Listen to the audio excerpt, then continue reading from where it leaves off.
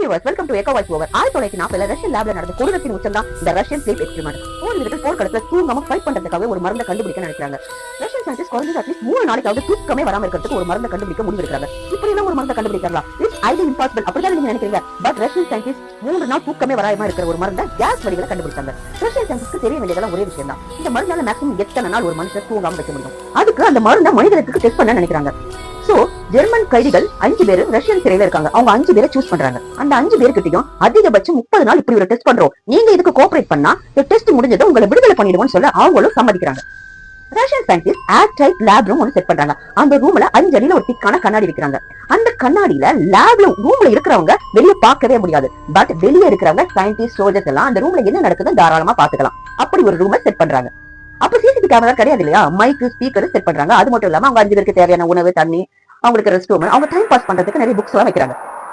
அந்த 5 பேரையும் இவங்க செட் பண்ண ரூமுக்கு அனுப்புறாங்க. சயின்டிஸ்ட் அந்த கைதிகள் 5 பேருக்கும் தூக்கம் வராம இருக்கிறதுக்கு சயின்டிஸ்ட் கண்டுபிடிச்சா கேஸ் அந்த ரூமுக்குள்ள செலுத்துறாங்க. முதல் 3 நாள் அவங்க தூங்கவே இல்ல, மருந்து கரெக்டா வேலை செய்யுது, நார்மலா இருக்காங்க. அவங்க 5 பேரும் ரொம்பவே நார்மலா இருந்தாங்க. நெக்ஸ்ட் 4வது மற்றும் 5வது நாள்ல 5 பேரும் ரொம்ப சோகமா இருந்தாங்க.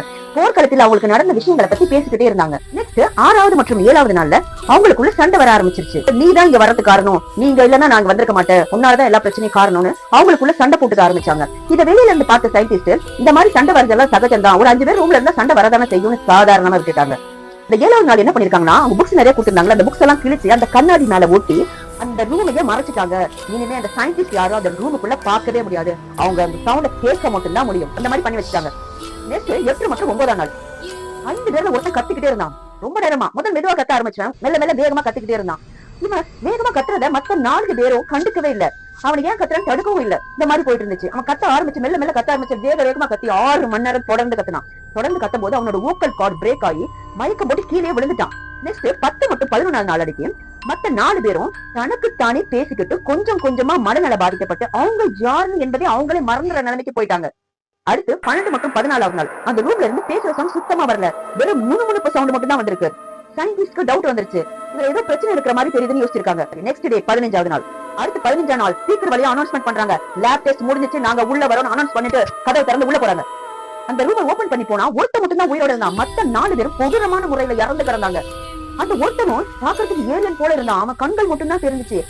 அவன் அவனோட சதைய கையால கீறி வாயால கடிச்சு சாப்பிட்டு இருந்தானா. இத பார்த்த சயின்டிஸ்ட் ஆடி போயிட்டாங்களாம். கொடூரத்தின் உச்சம், இறந்து கிடந்தவங்க இன்டர்னல் ஆர்கன்ஸ் எல்லாம் வெளியே கடந்துச்சான். அவங்க வயிற்ற அவங்களே கிழிச்சு குடலை வெளியே எடுத்திருக்காங்க. காட்டு விலங்குகள் கூட வேற மிருகத்தை தான் வேட்டையாடி சாப்பிடும். ஆனா சரியான தூக்கம் மட்டும் இல்லனா இங்க மனிதனையே வேட்டையாடி இருக்கான். இதுதாங்க இந்த ரஷ்யன் ஸ்லீப் எக்ஸ்பெரிமெண்ட்ல நடந்தது.